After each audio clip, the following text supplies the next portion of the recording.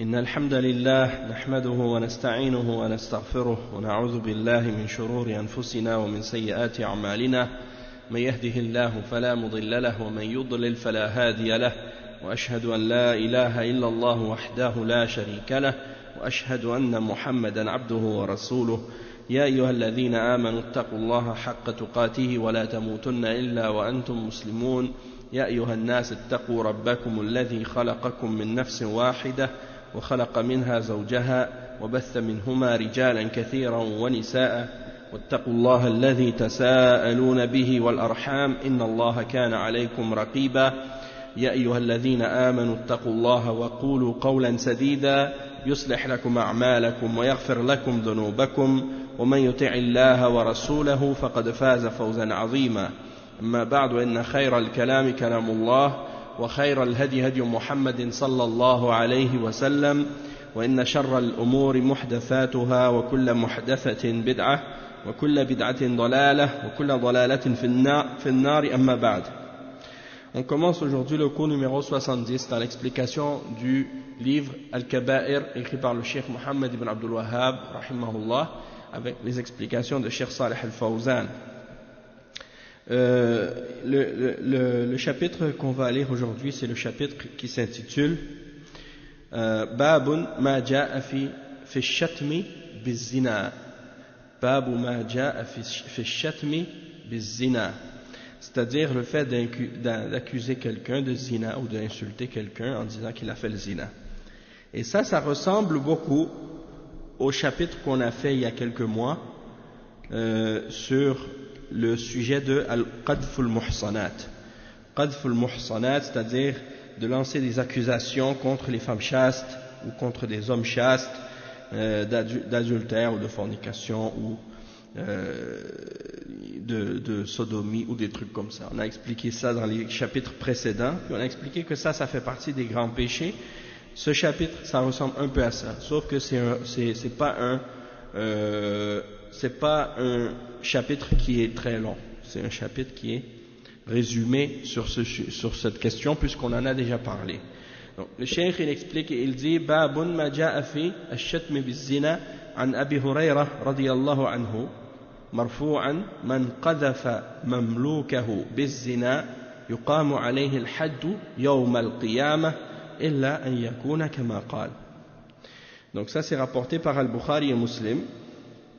Et c'est selon Abi Hurayra radiyallahu anhu, il dit celui qui accuse son esclave d'avoir fait le zina, eh bien on va appliquer une peine pour lui au jour de la résurrection, excepté si il était tel qu'il l'a dit, c'est-à-dire si c'était le cas.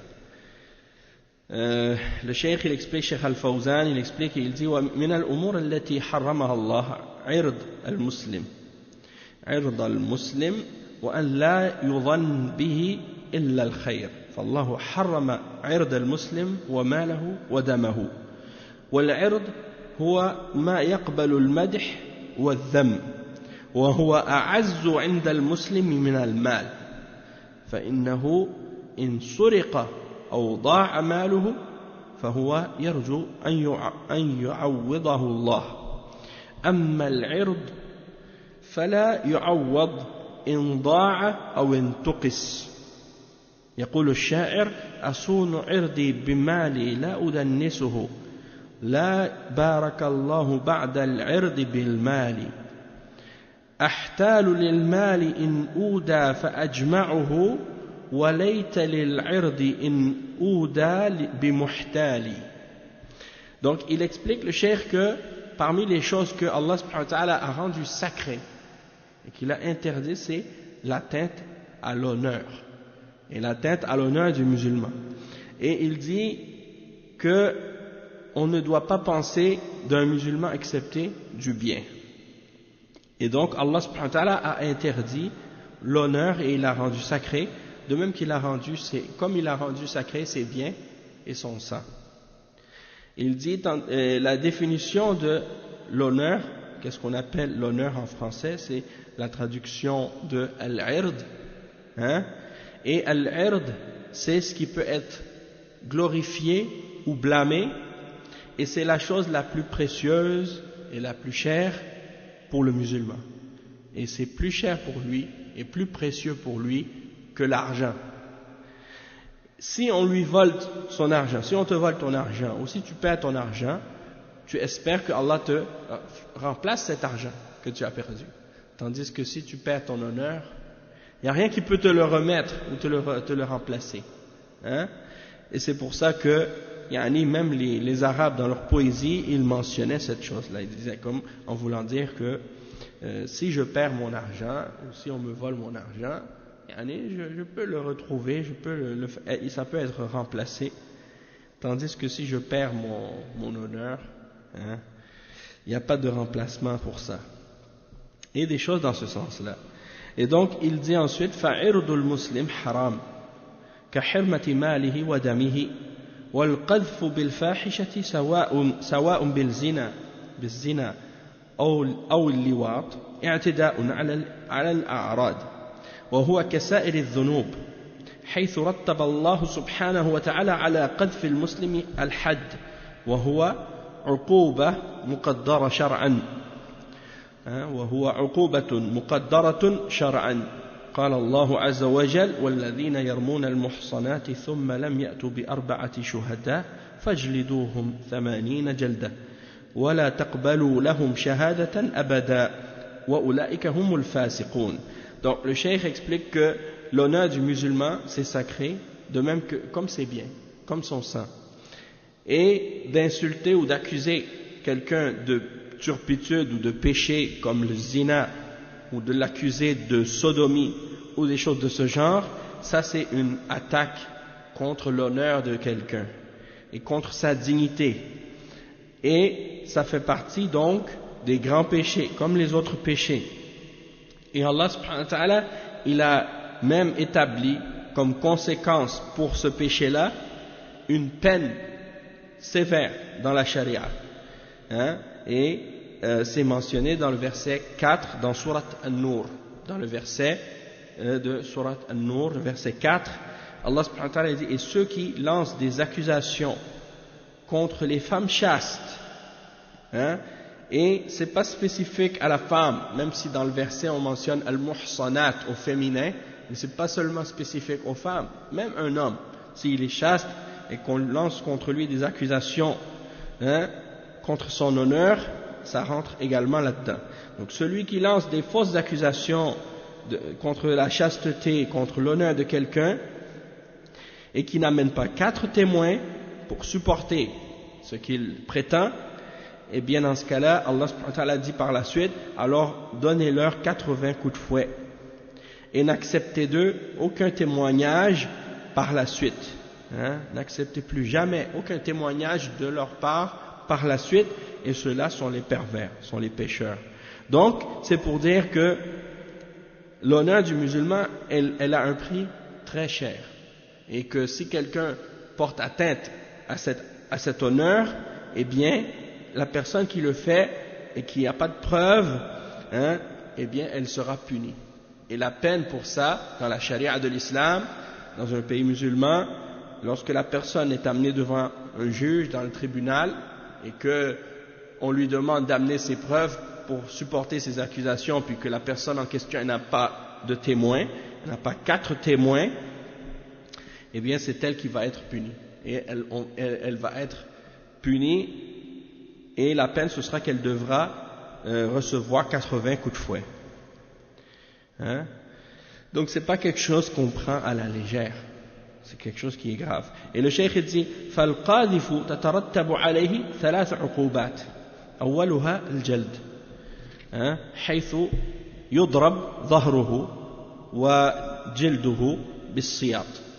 الثاني أنه لا تقبل له شهادة أبدا. والثالثة أنه يوصف بالفسق أي بالخروج عن طاعة الله سبحانه وتعالى، هذا في الدنيا. أما في الآخرة فقد توعدهم الله بقوله إن الذين يرمون المحصنات الغافلات المؤمنات لعنوا في الدنيا والآخرة ولهم عذاب عظيم يوم تشهد عليهم ألسنتهم وأيديهم وأرجلهم بما كانوا يعملون. يومئذ يوفيهم الله دينهم الحق ويعلمون أن الله هو الحق المبين. Donc ici le cheikh il explique, parce que c'est pour dire que ces questions-là, ces choses-là, c'est pas pour être basé sur des rumeurs, hein, dans le sens que les gens, c'est ça ce qu'ils font.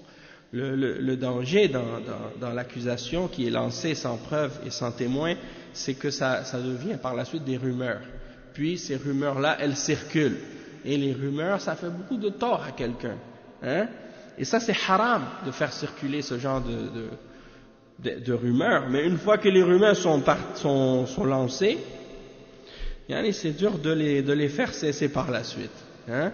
Et ça, souvent, c'est l'attitude des hypocrites qui utilisent cette méthode pour salir l'honneur des gens. Ils font circuler des rumeurs. Et c'est pour ça que Allah subhanahu wa ta'ala, il a établi à ce sujet-là des peines et des punitions pour éviter que le musulman soit justement sali dans sa réputation et dans son honneur. Et donc il dit que pour la personne qui lance des accusations de ce genre, il y a donc dans le verset 3 punitions qui sont mentionnées. C'est pas seulement les 80 coups de fouet. Le cheikh il dit la première, c'est les 80 coups de fouet. La personne sera frappée, son dos va être fouetté. La deuxième peine, c'est quoi? On n'acceptera plus jamais de lui un témoignage en cours. C'est-à-dire, il ne pourra pas être un témoin au tribunal, dans une plainte ou dans quelque chose quelconque, lorsqu'il devra, ou lorsqu'on voudrait par exemple un témoin, lui il ne peut pas se présenter comme témoin, son témoignage ne sera pas accepté. Et troisièmement, on va le décrire comme une personne qui est perverse. C'est une personne qui fait le péché, qui est dans le péché. Et il explique et il dit, c'est-à-dire que le fisq en arabe, ça veut dire de sortir de l'obéissance d'Allah. Donc c'est quelqu'un qui est sorti de l'obéissance d'Allah, et ça c'est la punition dans la dunya, c'est-à-dire dans cette vie d'ici-bas. Mais dans l'au-delà, Allah subhanahu wa ta'ala l'a également menacé d'un autre châtiment également. Hein? Et comme Allah subhanahu wa ta'ala dit, wala adabul akhirati akbar, le châtiment de l'au-delà il est plus grave encore, plus dur. Et il dit dans le verset de 23 à 25 dans Surat An-Nur, ceux qui lancent des accusations contre les femmes chastes et innocentes et insouciantes et croyantes, ils seront maudits dans cette vie d'ici-bas et dans l'au-delà. Donc ils vont avoir sur eux la malédiction d'Allah. Et les ulama ont expliqué que al-la'na, ça signifie qu'ils seront éloignés de sa miséricorde, hein? Donc ils seront éloignés de la miséricorde d'Allah dans cette vie d'ici-bas et dans l'au-delà, et ils auront un châtiment énorme. Et le jour où leur langue, leurs mains ainsi que leurs jambes vont témoigner contre eux de ce qu'ils faisaient. Donc même les membres de leur corps vont témoigner contre eux et vont parler ce jour-là. Et donc ce jour-là, on va les rétribuer et on va leur remettre ce qu'ils ont mérité. Et Allah subhanahu wa ta'ala va les juger selon ce qu'ils méritent et selon ce qu'ils ont fait, et Allah subhanahu wa ta'ala, ils sauront ce jour-là que c'est lui la vérité claire. فاحترام أعراض المسلمين والستر عليهم ودعوتهم إلى التوبة والإصلاح من الأمور التي رغب فيها الإسلام، ودعت الشريعة إلى الالتزام بها والتشديد على مراعاتها، فلا يجوز أن يرمى المسلم بفاحشة حتى وإن وقعت منه، إذ الأصل في ذلك أن يستر عليه ويدعى إلى التوبة لا أن يكشف أمره. Donc le cheikh il dit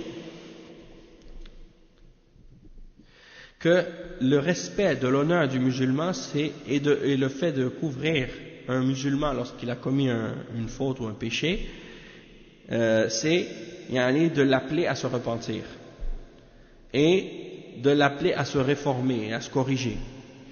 Et ça fait partie des choses que l'islam a incité à faire. Donc quand tu vois ton frère musulman qui fait un péché, tu dois respecter son honneur et le couvrir et l'appeler à la repentance et à la réforme et à se corriger. Et la charia a également appelé les gens à appliquer cela et à disons s'accrocher fermement à ce principe-là, et la charia a insisté là-dessus et a pris soin de cet aspect-là dans la religion. Donc il n'est pas permis d'accuser un musulman d'une turpitude, même si il a réellement fait cette turpitude, ou même si elle a réellement fait ce péché-là. C'est-à-dire que, supposons que la personne en question, elle a commis le péché et tu l'as vu faire le péché. Et dans le verset en question, par exemple, ça dit de ramener 4 témoins. Supposons que tu n'avais pas 4 témoins, tu l'as vu et tu étais tout seul. Même si tu l'as vu et tu étais tout seul, c'est pas suffisant. Tu dois avoir 4 témoins. Donc, qu'est-ce que tu fais dans ce cas-là? Tu lui donnes la nasiha, et tu le couvres. Tu le couvres et tu l'incites à craindre Allah et à se repentir et à se réformer. D'accord? Parce que si tu vas le dénoncer, c'est toi qui vas être puni. Donc tu ne dois pas diffuser cette information-là ou cette chose-là. لأنه لا بد له في هذه الحالة من أن يأتي بالشهود دليلا على صحة كلامه. Parce que dans cette situation-là, il doit ramener les témoins, les 4 témoins, comme preuve de la véracité de sa parole. وإلا فيجلد 80 جلدة. Sinon, il sera fouetté de 80 coups de fouet. Et le but de ça, c'est pourquoi? C'est pour préserver l'honneur des musulmans. Que même si la personne est coupable d'une turpitude ou d'un péché, c'est pas quelque chose qui doit être divulgué ou propagé dans la société. Aujourd'hui, qu'est-ce qui se passe souvent? Depuis qu'un péché, quelqu'un a été pris en flagrant délit dans un péché ou des choses de ce genre, les journalistes ou les médias, qu'est-ce qu'ils font? Ils prennent ça, ils mettent ça dans le journal. Ou bien ils mettent ça ils font un article, ils mettent ça à la télé ou bien sur Internet. Et ils accusent les gens d'avoir commis ces péchés-là. Pourtant, ils n'ont pas ramené de témoins. Ils n'ont pas ramené 4 témoins. Et ça, c'est qu'est-ce qui se passe? Par la suite, les gens, ils voient ça. Les gens dans la société, ils voient ça. Puis ils disent, regardez, les gens font ça. Les gens, ils font des turpitudes. Donc, ça se propage dans la société. Après, les gens commencent à trouver ça normal. Et vous voyez que souvent, les péchés dans la société, c'est comme un genre d'escalade.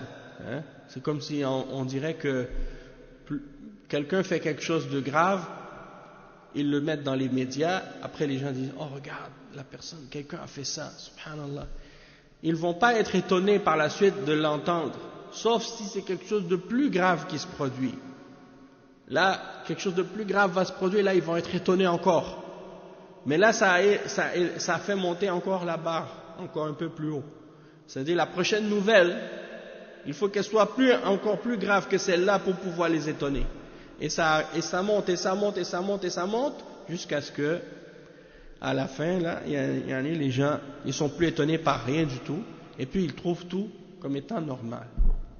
Et parfois des péchés qui étaient cachés, ou que personne ne connaissait dans la société, des gens innocents, ils ne connaissent pas ça, ils ne connaissent pas le mal, et là ils entendent parler de ça, et là ils réalisent que ces choses-là se produisent, et des fois, l'affaire elle est agrandie, ou ils vont penser que c'est propagé alors que peut-être c'était une chose qui était limitée à quelques personnes seulement.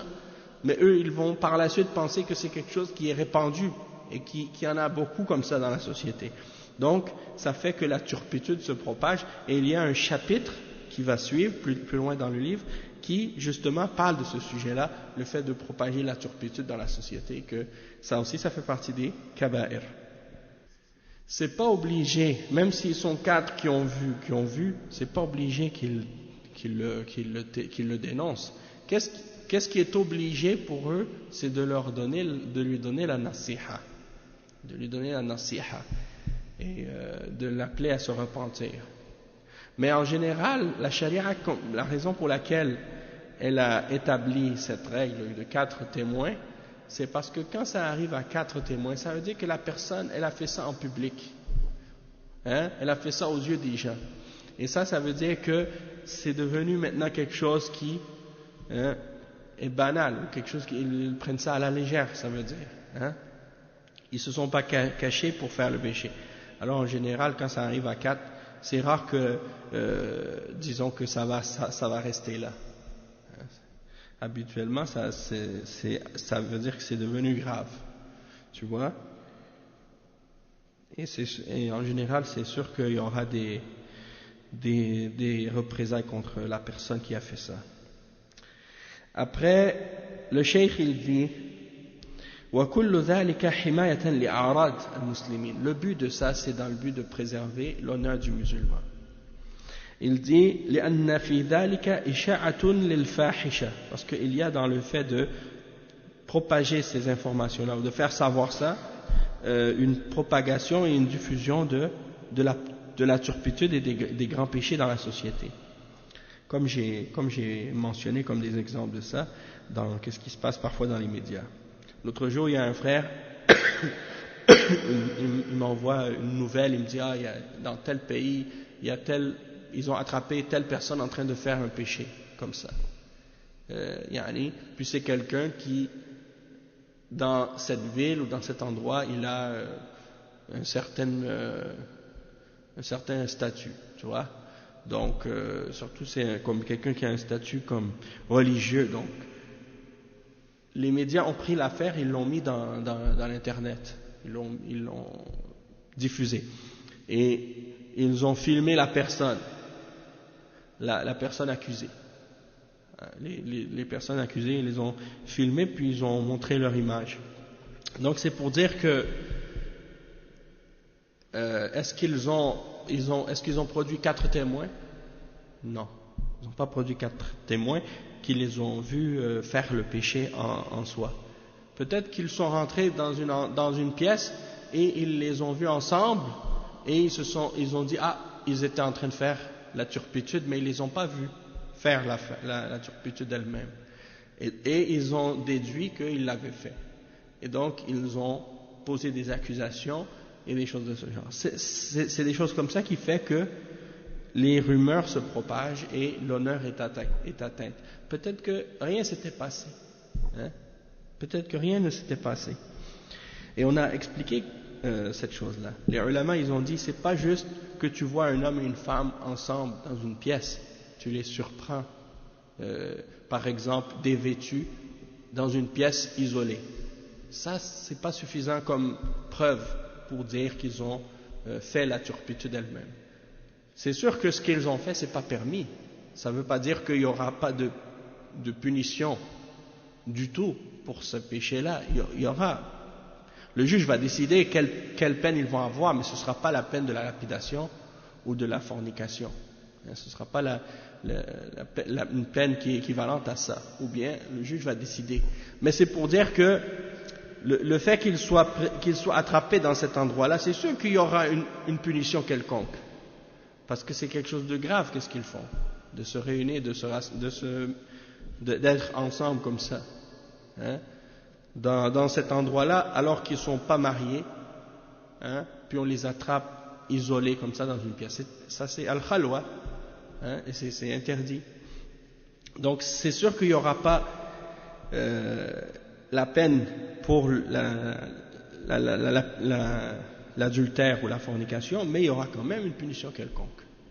Hein? Je me rappelle même en Arabie Saoudite, par exemple, des fois, Al-Hay'a, c'est la police religieuse, quand ils attrapaient un homme avec une femme, et que cet homme-là n'est pas marié avec cette femme, et qu'ils étaient isolés ensemble, ils les attrapaient, ils les amenaient au poste, et il y avait des répercussions. Hein? Il y avait quand même des répercussions, il y a des conséquences à ça. Mais c'est sûr que ce ne sera pas la peine comme si d'avoir commis l'adultère ou la fornication, mais c'est quand même un péché. Et donc il faut qu'il y ait une punition quelconque. Mais c'est pour dire que pour qu'il y ait la peine de l'adultère, accusation d'adultère ou de fornication, il faut qu'il y ait des témoins, 4 témoins qui ont vu l'acte. Sinon, tu ne peux pas dire ça. C'est ça l'affaire. D'accord? Donc, ça ne veut pas dire que tu n'as pas vu l'acte de l'adultère, tu n'avais pas 4 témoins, ça ne veut pas dire qu'il n'y aura pas de conséquences du tout si jamais ça se produit. Hein? Mais ça veut dire quand même que ce ne sera pas le même degré de punition. Et il mentionne justement le verset dont j'ai mentionné par rapport à la diffusion de la turpitude dans la société. C'est le verset 19 dans Surat An-Nur, dans lequel Allah subhanahu wa ta'ala il dit إن الذين يحبون أن تشيع الفاحشة في الذين آمنوا لهم عذاب أليم في الدنيا والآخرة والله يعلم وأنتم لا تعلمون. Ceux qui aiment que la turpitude soit diffusée parmi les croyants, ils auront un châtiment douloureux dans cette vie d'ici-bas et dans l'au-delà, et Allah sait et vous ne savez pas. Donc le cheikh il dit ensuite إنما يشيع الفاحشة يعني في المسلمين أهل النفاق.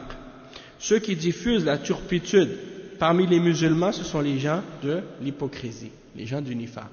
Et ça c'est quelque chose qu'on voit à notre époque, en particulier dans certains pays musulmans. S'il y a des musulmans qui commettent des péchés, ils en parlent dans les médias, ils diffusent ça, hein, ou bien ils propagent ça sur les réseaux sociaux ou des choses de ce genre. Et pourquoi? Pour souvent, si c'est dans des sociétés conservatrices musulmanes qui s'attachent à l'islam, ils font exprès pour diffuser ça, pour essayer de salir l'image de ce pays, ou salir l'image de cette société, ou salir l'image des gens religieux, hein, pour dire, oh regardez ces gens-là, c'est des gens religieux, regardez ce qu'ils font, ou regardez ce pays-là, c'est un pays qui prétend ou qui dit faire telle chose, et finalement il y a des péchés, hein, comme c'est pour essayer de se moquer des croyants, pour se moquer des gens qui sont religieux et qui craignent Allah subhanahu wa ta'ala, en voulant dire que mais ils sont pas finalement meilleurs que les autres, hein, ou des choses de ce genre. Alors qu'en réalité, le fait d'être un croyant ou le fait d'être un serviteur d'Allah, hein, ça ne veut pas dire qu'on est parfait. Ça ne veut pas dire que on ne peut pas tomber dans le péché. Donc pourquoi tu veux agir de cette manière, que tu vois les musulmans ou un musulman qui commet un péché, donc tu veux le diffuser pour salir l'image des croyants et dénigrer les croyants et les accuser d'hypocrisie. Le fait de diffuser ces informations-là, ça c'est de l'hypocrisie. Ça fait partie des actes et des comportements des gens de l'hypocrisie. Parce qu'après, c'est les koufars qui reprennent ces informations-là, puis qui les diffusent à leur tour dans leurs médias pour dire aux autres koufars, regardez ce que font des musulmans dans tel pays. Hein? Donc c'est qui est-ce qui aide ces koufars à faire ça? C'est des gens, des musulmans, des gens qui se disent musulmans dans les pays musulmans, qui sont justement des munafiqin, hein? Et qui diffusent ces informations pour les relayer aux médias koufars, pour que les koufars eux l'utilisent aussi pour salir l'islam et les musulmans par la suite. Allah al-Musta'an. Donc le cheikh dit wa amma al-mu'min fa innahu yakrahu dhalika li nafsihi wa li akhihi wa li mujtama'ihi. فالأصل أن تخفى الجريمة ولا يعلن عنها إلا في حدود ضيقة. Donc le cheikh il dit, en ce qui concerne donc le croyant, il déteste cela, c'est-à-dire il déteste que la turpitude soit diffusée, il le déteste pour lui-même, il le déteste pour son frère, il le déteste pour sa société aussi. À la base, le musulman, il cherche à cacher ce genre de crime, ce genre de péché-là, et il ne le divulgue pas, excepté dans des limites très serrées, hein, très étroites. Il essaie de restreindre, hein, cette information-là, pour qu'elle ne touche pas, pour qu'elle touche le moins de monde possible, pour que le moins de monde possible soit au courant. Tandis que les kuffars, c'est le contraire. Eux, ils disent non, il faut que le plus de monde possible sois au courant. Donc c'est grave, franchement. Hein? Et surtout, ça c'est, vous voyez, dans les journaux qui sont un peu des journaux qui diffusent n'importe quelle information futile. Hein? Et il y a cette catégorie de médias là qui sont vraiment de basse qualité, de basse qualité d'information. Eux, ils font juste ça pour justement attirer des ventes, pour diffuser ce genre d'informations là, pour salir les gens. Puis c'est ça leur spécialité. Allah musta'an. Donc le cheikh il dit وقد دل الحديث على أن القذف من كبائر الذنوب لما ترتب عليه من الحد ودل على أن السيد إذا قذف عبده لم يجب عليه الحد وإنما عليه الوعيد الشديد الذي ورد في الحديث في الآخرة.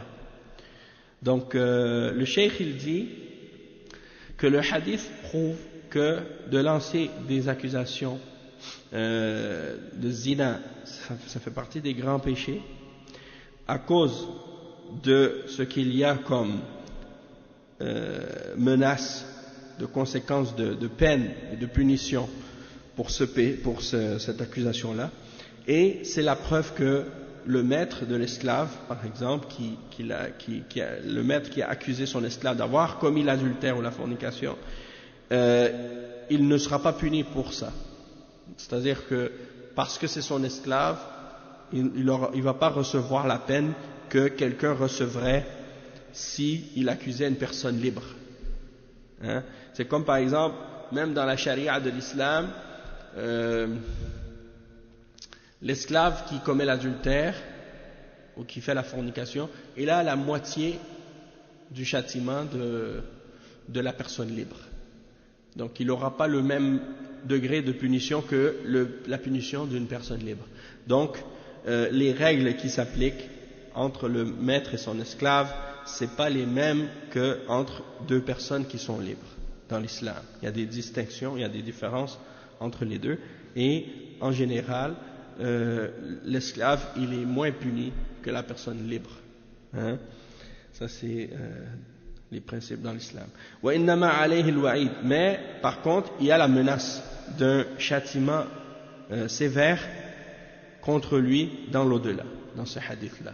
C'est-à-dire qu'Allah il va le juger et il va lui établir une peine, c'est-à-dire à ce maître vis-à-vis qui a accusé son esclave, injustement il va recevoir une peine, mais dans l'au-delà, pas dans cette vie. Naam. On passe maintenant au prochain chapitre, l'autre chapitre, et le chapitre suivant c'est Babun an-nahyu an tasmiyat al-fasiqi sayyidan, l'interdiction d'appeler un pervers maître, de l'appeler maître ou d'utiliser pour le désigner un terme respectueux ou un terme pour qu'il l'élève. On n'a pas le droit d'utiliser un terme qui élève le pervers ou le pécheur.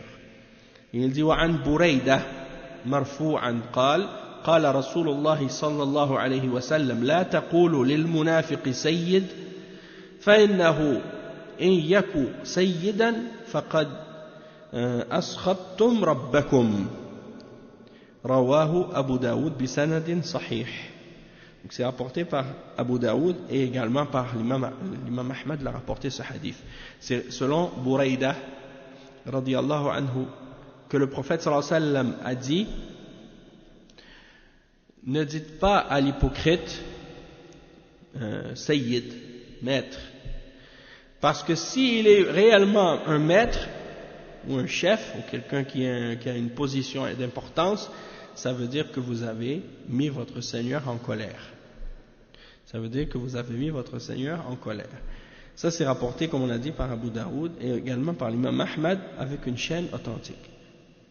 Il dit: Al-fasiq huwa al-kharij an ta'atillah subhanahu wa ta'ala wa huwa ala qismayn.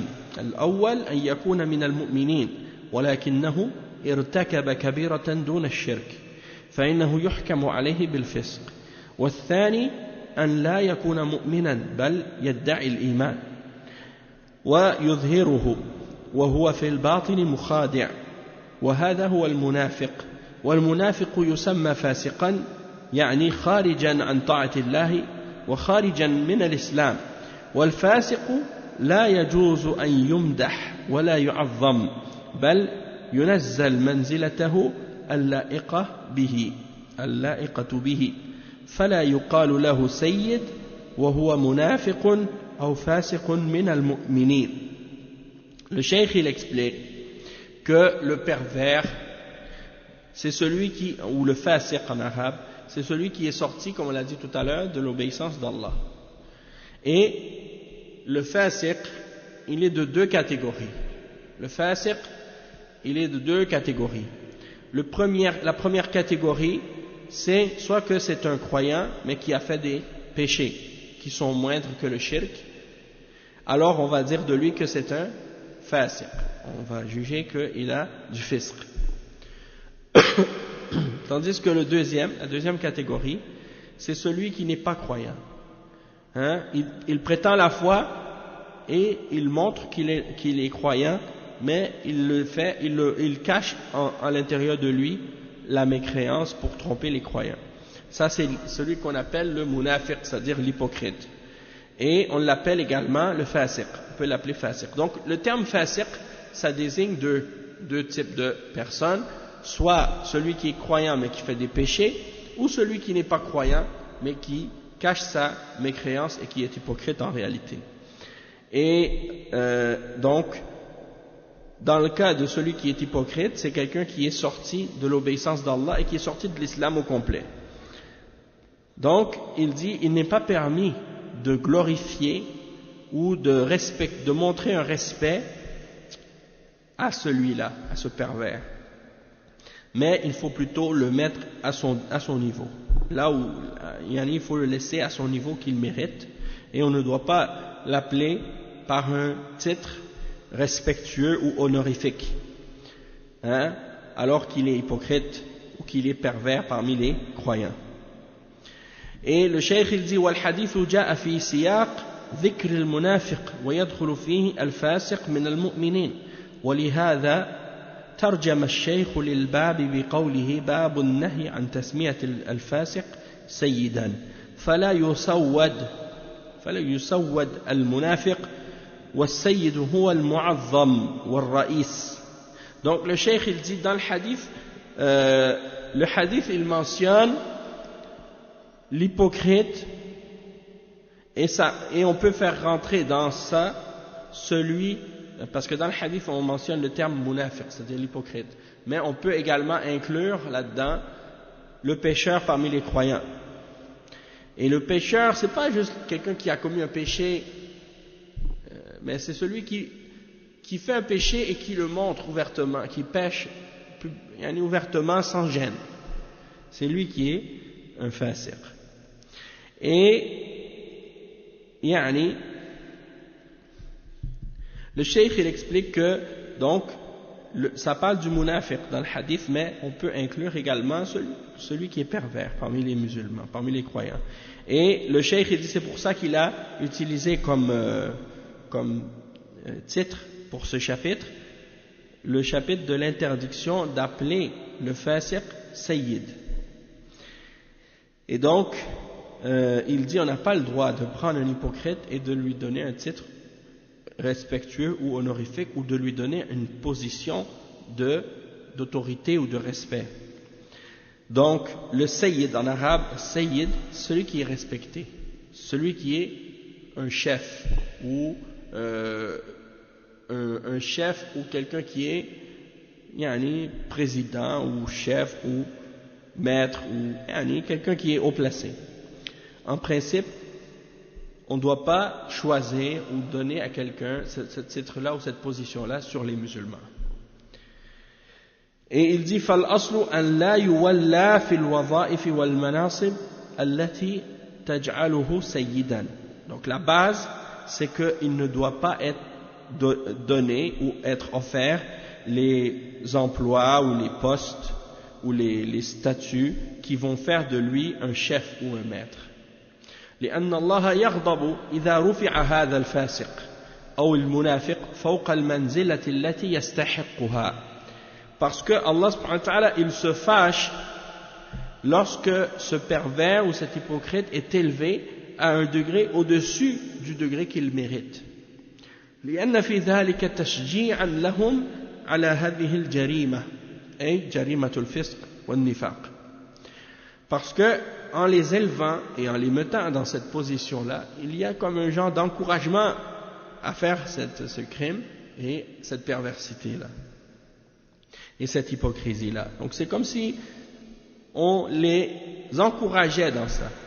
Donc il dit فلا ينبغي أن يمكنوا من التولي على أهل الإيمان والعقيدة لأنهم قد ينشرون الشر بين الناس ولأن فيه تغاضيا عن جرمهم وعن فسقهم وهذا يضر بالدين فلا يجوز مدحهم ولا يجوز أن يولوا المناصب التي لها شأن في المسلمين. Donc le cheikh il dit qu'il n'est pas permis de donner la possibilité à ces gens-là d'avoir une autorité sur les gens de la foi et sur les gens de la croyance. Parce qu'ils vont propager parmi les gens du mal. Et il y a une certaine incitation dans ce cas-là à les inciter à faire cette perversité, ce crime et cette turpitude. Et ça fait du tort à la religion. Donc ils ne doivent pas être glorifiés. Et il n'est pas permis pour eux ou pour nous de les mettre dans ces statuts ou dans ces positions-là qui ont une importance chez les musulmans. Et ça, bien entendu, il ne faut pas confondre qu'est-ce qu'on est en train de dire ici avec le fait que, par exemple, le fait qu'un dirigeant, par exemple, qui est au pouvoir, qu'il fait des péchés, donc de dire « Ah, ça c'est... » dans ce cas-là, ça veut dire qu'il ne faut pas le laisser au pouvoir. On sait que la position d'Ahl Sunnah wal Jama'a à ce sujet-là, elle est claire, c'est qu'on n'a pas le droit de se révolter contre un dirigeant pour des péchés qu'il fait ou de l'enlever du pouvoir. Ça, c'est contraire à la position d'Ahl Sunnah wal Jama'a. Mais on parle ici d'une situation dans laquelle les croyants ont la possibilité de mettre quelqu'un dans un poste ou dans une situation d'autorité, dans un emploi, dans un travail, dans une compagnie, dans un poste quelconque. Si on a la possibilité de choisir entre quelqu'un de pieux puis quelqu'un de pervers, on doit choisir quelqu'un qui est pieux, quelqu'un qui est bien. Mais si par exemple, dans une situation où le dirigeant il est un pécheur, dans ce cas-là, il faut être patient et suivre les principes que les ulama nous ont clarifiés au sujet de ça, c'est-à-dire de faire des doigts pour lui pour qu'Allah le réforme et d'essayer d'être patient et de lui obéir dans le bien. De lui obéir dans le bien. Parce que le prophète sallallahu alayhi wa sallam, il a mentionné plusieurs hadiths à ce sujet-là. Et on en a parlé, puis on va en parler parce qu'il y a un chapitre, pas un chapitre, mais il y a une partie du livre dans Kitab al-Kaba'ir qui parle que des questions qui ont rapport avec le dirigeant et comment on doit agir envers lui. Il y a un chapitre, par exemple, ici, Bab Ta'at al-Umara, un chapitre sur l'obéissance des dirigeants. Et ça, c'est dans un des chapitres qui sont les chapitres qui sont à venir. Ok, donc ça fait partie des sujets dont on va parler. Il y a aussi Bab al-Khuruj al-Jama'a, le chapitre du fait de sortir de la Jama'a. Ça, c'est des sujets qui s'en viennent. Voilà. Donc ça, c'est des sujets que le cheikh Mohammed ibn Abdul Wahhab il a mis dans son livre Al-Kaba'ir pour clarifier justement ces aspects de la religion, parce que ça a un rapport important avec la méthodologie et la façon dont le musulman doit agir et comment il doit respecter les enseignements d'Allah subhanahu wa ta'ala. Et le cheikh il termine ce chapitre en disant وَقَوْلُهُ لَا تَقُولُوا لِلْمُنَافِقِ سَيِّدْ لأن ذلك يجعله جريئا على الفسق والجريمة فإذا فعلتم هذا سودتموه فقد أغضبتم ربكم. Il dit, ne dites pas à l'hypocrite chef ou un poste, un titre honorifique ou de respect, parce que cela va le rendre encore plus effronté dans sa perversité et dans son crime. Et donc, si vous agissez ainsi, et si vous lui donnez ce statut de respect, eh bien, vous avez attiré la colère de votre Seigneur en agissant ainsi. D'accord? Donc ça, c'est pour faire comprendre que c'est quelque chose qui est pas correct. On va s'arrêter pour ce livre ici, à ce chapitre. On va s'arrêter là, puis on va continuer la semaine prochaine. En attendant, on va faire l'autre dars à propos de Al-Amru bil-Luzum al-Jama'a, qui est notre deuxième dars aujourd'hui.